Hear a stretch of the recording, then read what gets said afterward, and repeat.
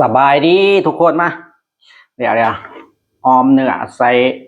หมากมะลาใส่บะเขือใส่ผักซี่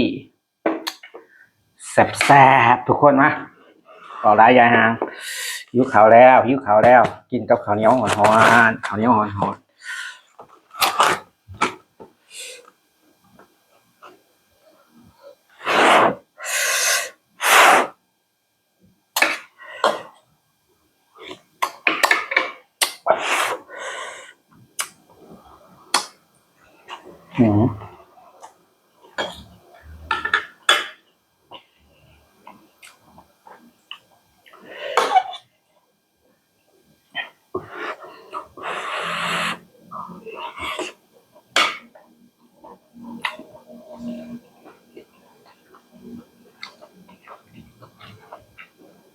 อืม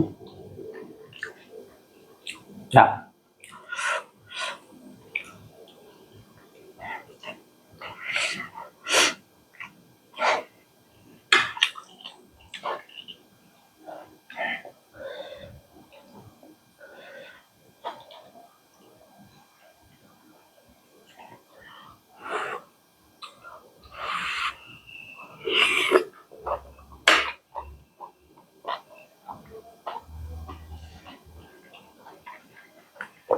อืม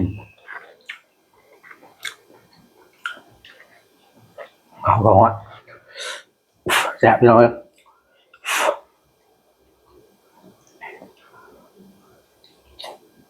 อืม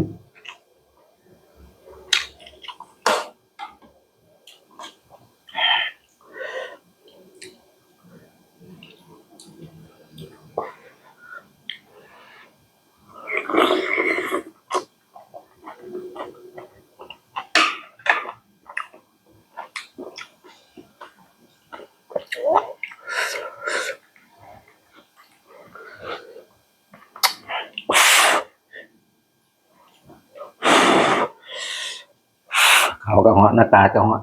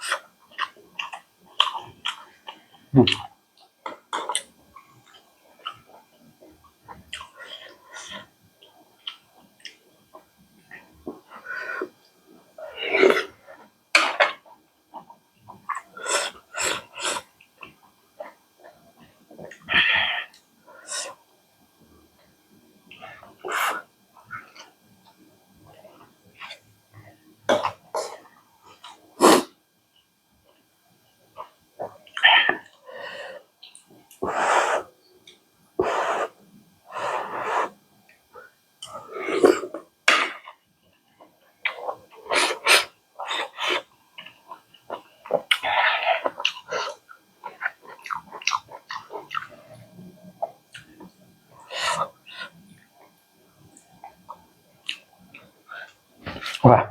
มันจะแน่ฮอน